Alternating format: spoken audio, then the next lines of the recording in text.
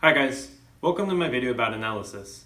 If you haven't watched my video called Introduction to Argumentative Writing, pause this video and watch that one first.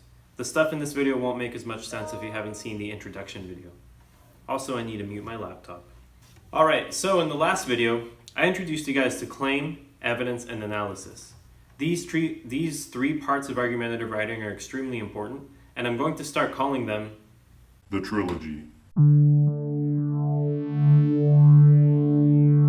Now, this video is going to focus on analysis because when I teach English at the high school level, I find that that's usually what students need the most help with. So this video assumes that you know how to make a claim and that you know how to find evidence. If you need help with either of those things, send me an email or watch my other videos because I will eventually make videos for those things too. But we're going to start with analysis.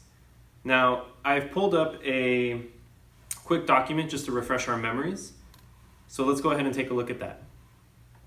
All right, so claim, evidence, analysis. Claim, as we discussed in the last video, is what you the writer, believe, what you're trying to convince your readers of. Evidence are your quotes. These quotes show how your claim might be true. So first you give your claim, then you give the evidence, and the quotes kinda, they make your claim plausible. But analysis, that's where you do the actual work. That is where you convince your reader that your claim is true, that your evidence does prove your claim. Not might, but actually does. And analysis can be really tricky. I find that students get really caught up on it because it requires the most thinking. Sometimes when you sit down to write your analysis, you just don't know what to say. And there's no way around that, guys. A lot of writing just is thinking. You can't do good writing if you didn't do some good thinking first. But I'm not super worried about it because you are all capable of doing good thinking. So let me show you guys the process of writing analysis. I'll just kind of have you watch me figure out what to say, figure out how to analyze. So here's my example paragraph, and it does not have any analysis yet. So in Me, Myself, and I, G-Eazy makes individualism sound harmful and depressing. That's my claim. The song starts by describing the benefits of individualism, but there is a shift in tone about halfway through the song. As the tonal shift begins, G-Eazy tells listeners that he is swimming in liquor, my liver is muddy, and in the final stanza of the song, tells listeners about lonely nights I laid awake, my heart's become too cold to break. That's my evidence.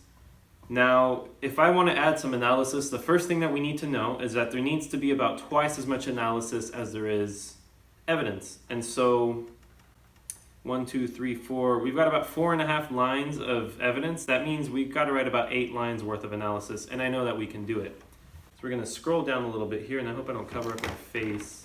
I never know how these videos are going to turn out in terms of where things are positioned until I sit down to edit, but we'll hope for the best. All right. We've got my claim, we've got my evidence. Now I need to prove to my readers that my evidence does prove my claim. So here we go. Swimming in liquor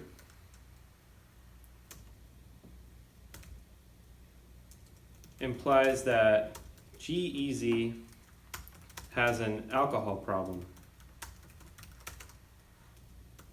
He is so lonely that he is having to drink in excess to calm his feelings of loneliness. We know that drinking is harming his health because it is making his liver muddy.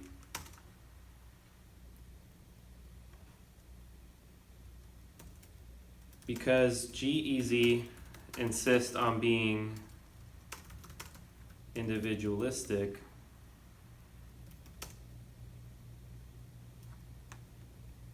I'm not too sure how I feel about that. I'm going to go ahead and delete that actually. G-Eazy's insistence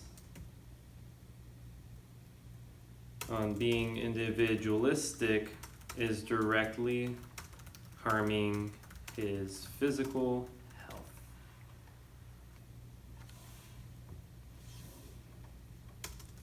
In addition, a heart that is too cold to break tells us that G-Eazy is no longer capable of feeling love, warmth, and other positive emotions.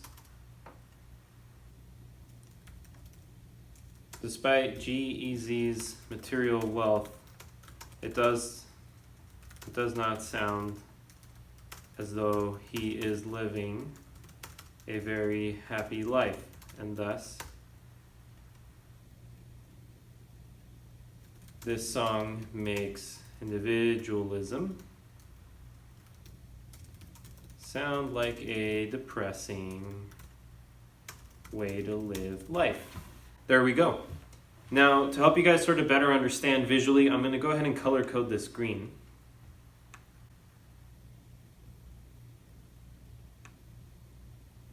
And as you can see, my claim is pretty short, my evidence is not a whole lot longer, and most of the paragraph is my analysis, the green. You can see how here, I didn't just drop the quotes on the readers, I explained how the quotes prove my claim. I told them, G-Eazy makes individualism sound depressing, here are some quotes, but then I didn't just leave. No, you never leave at that point. Then I went through and explained how those quotes prove my claim. So I hope that this helps you with your analysis. If you struggle with this, know that it's pretty typical. 10th graders really struggle with it. In 11th grade, you guys start to do better, but it's still hard. You just got to sit there and think.